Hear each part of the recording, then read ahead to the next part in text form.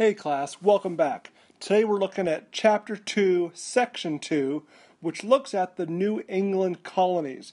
They're the colonies located in the northeast corner of the United States, right through here. This is what we're looking at. You can see some major cities like Boston right there in the middle. So this section, this video, 2.2, the New England Colonies. Before we dive into the colonies, it's important to distinguish between two different groups, the Puritans and the Separatists.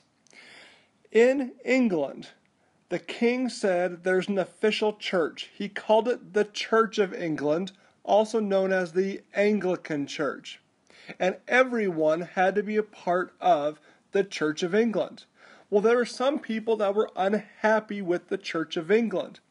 The Church of England had broken off from the Catholic Church, but held on to many of the traditions and rituals that many wanted to break from.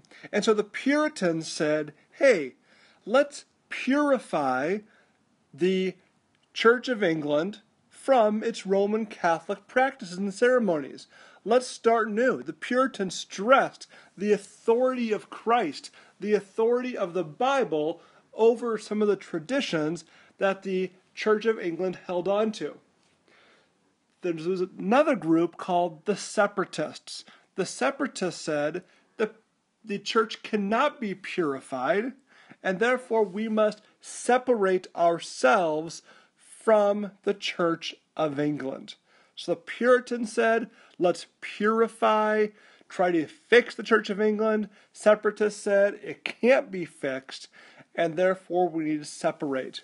And these two major groups are going to come to the New England colonies.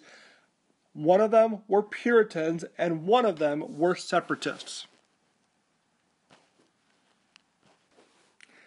I want to first look at the group that settled in Plymouth, today Plymouth, Massachusetts, right here on your map.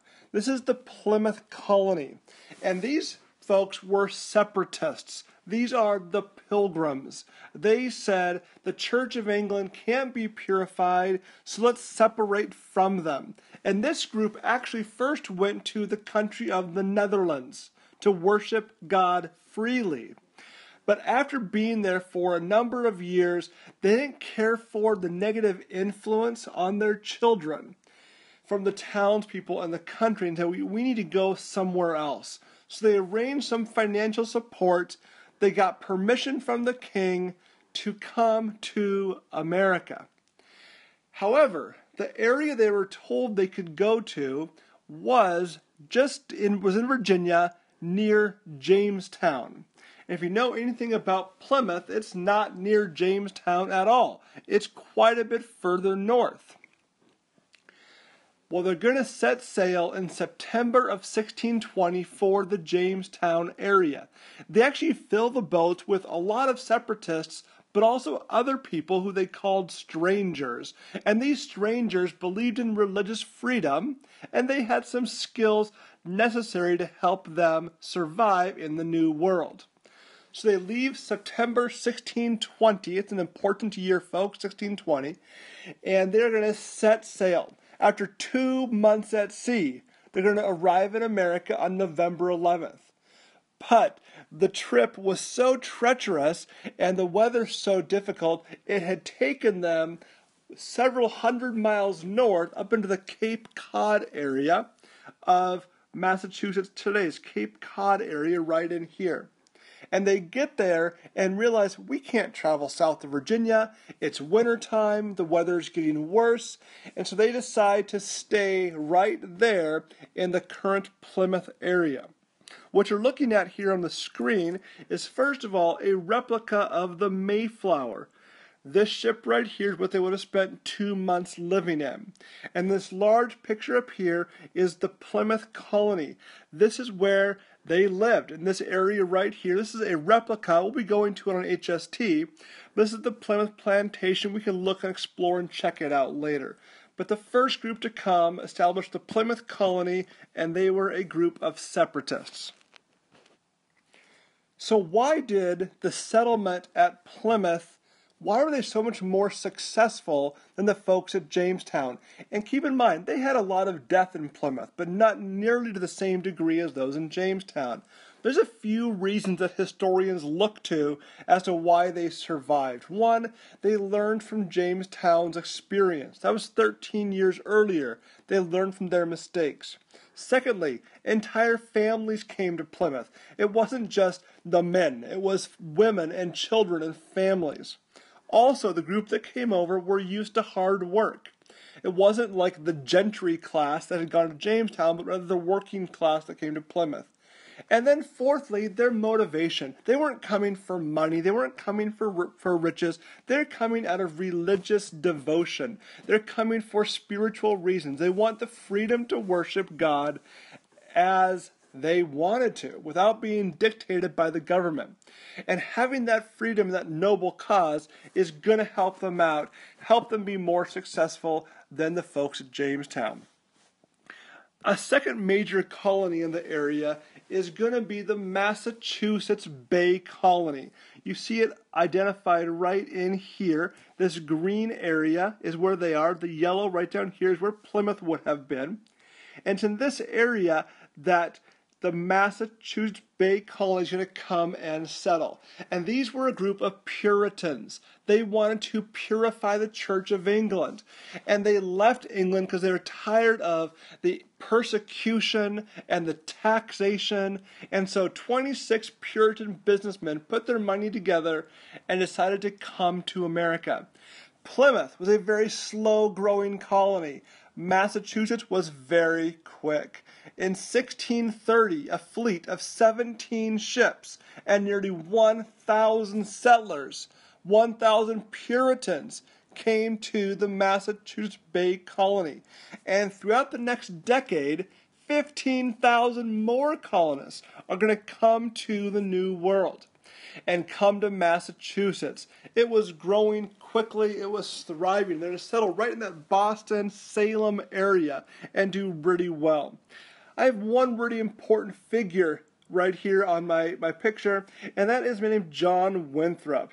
The premier governor of the area, helped to lead this group through their early years and was a huge help to their success.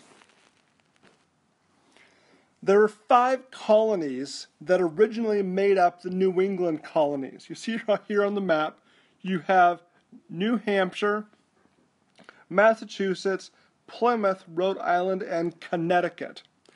3 of these groups, these colonies, were born out of a desire for religious freedom.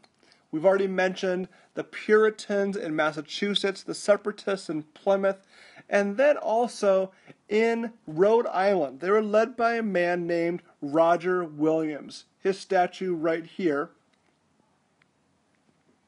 He is going to help lead this group to Rhode Island. And he got there because he got kicked out of Massachusetts. He was a Puritan, but he began to disagree with the leadership of the Puritans.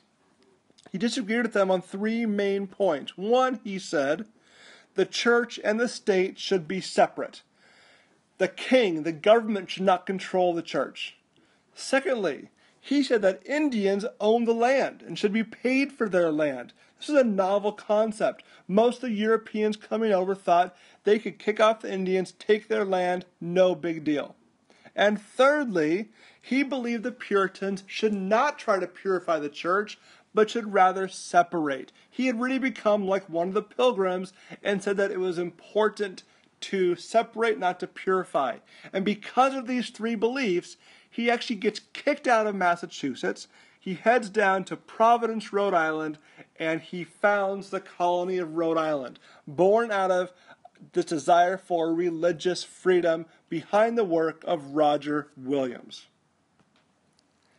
In these 5 main colonies, I think it's important that we understand who the major leaders were, founders, key first governors of each of them were. First of all, we have the Plymouth Colony, led by a man named William Bradford. Massachusetts, I've already mentioned John Winthrop to you. Here he is pictured. Next, Rhode Island, I've mentioned to you already Roger Williams. Religious freedom. He got kicked out of Massachusetts and headed down to Rhode Island. Fourthly, we have Connecticut, led by a man named Thomas Hooker. And then lastly, we have New Hampshire, led by Thomas Wigan. This is not a picture of Thomas Wigan. I couldn't find one. But these 5 guys, instrumental in helping to lead the founding of the New England colonies.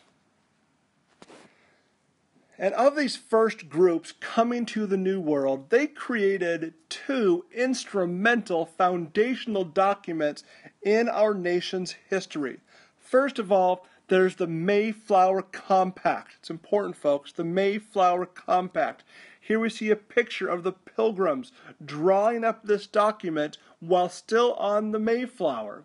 And this becomes the first written document in the New World that provided self-government. It says that we, the people, are the source of our government's authority. It began that heritage. If you look over here at the document as well, it says that they are there for the advancement of the Christian faith and to honor the king. This is a bunch of believers who wanted to spread the gospel, share the gospel, and believed firmly in this idea of self-government, which we still share today. And then a second key document is right down here, and it's called the Fundamental Orders of Connecticut. The Fundamental Orders of Connecticut, created in 1639. This is the first written constitution in America. Also, like the Mayflower Compact, established self-rule. It says, quote, the government lay in the free consent of the people. It gave the people the authority. This lays the foundation again for our Constitution that governs us today. So, there's a lot of material in this section. Study it up. And this is where we begin, folks. This is foundational stuff, and religious freedom is the motivation for these groups coming to the New England colonies.